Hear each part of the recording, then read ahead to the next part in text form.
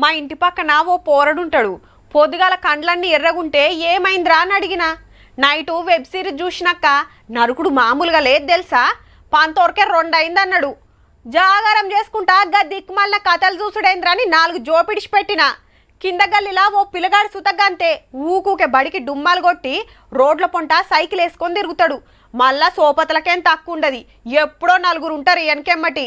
ఇక ఎదురుంటి పిల్లగాడైతే ఫోన్ ఇడిస్తే ఒట్టు. గిట్లున్నరుల్లా ఇయ్యాలి రేపు. ఏం చేస్తున్నారో ఎటు పోతున్నారో ఇంటోళ్ళు చూసుకోండి రిజేరా.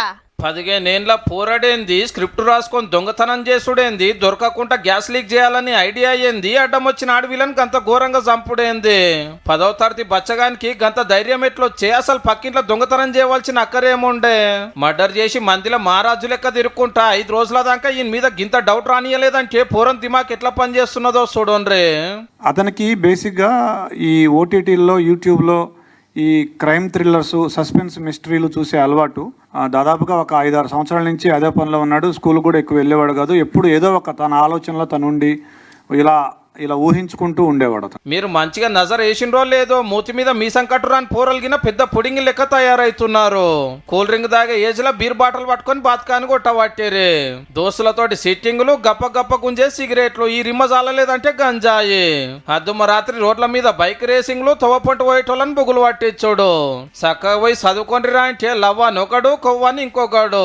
పెయ్యి మీద చెటాక్ మాంసం ఉండదు కానీ గ్యాంగులు, కొట్లాటలు, బెట్టింగులు, బేకార్ పనులు, మొత్తం చిచోర తయారైతుండ్రు.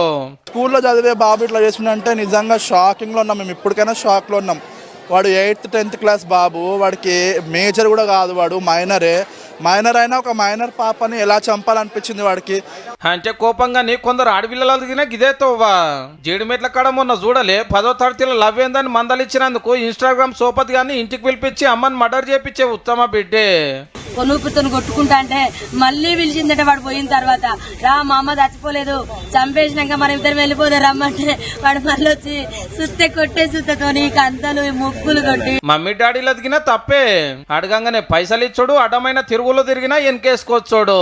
ఇంటోళ్ళు పైసలు ఇవ్వకుంటే లోన్ యాప్ల పైసలు తీసుకున్నాడు, దొంగతనాలు చేస్తాడు. ఎన్ని చూస్తలే మీ నడుమ. పిల్లలు ఏం చేస్తున్నారు, దోస్తులేసొంటోళ్ళు ఎటు పోతున్నారు, ఎటు వస్తున్నారు, ఏం ఆలోచన చేస్తున్నారు, పెద్దలు ఒక పారు నజరయ్యాలి. అందరు అట్లనే ఉంటారని కాదు, గసంటోళ్ళ గ్యాంగులు దినాం ఇంత ఎక్కువ అవుతున్నాయి. పిల్లల మీద గౌరవం ఉండాలి కానీ తొవ్వ తప్పుంటే 4 జపరిచ్చినా తప్పులేదు మరి.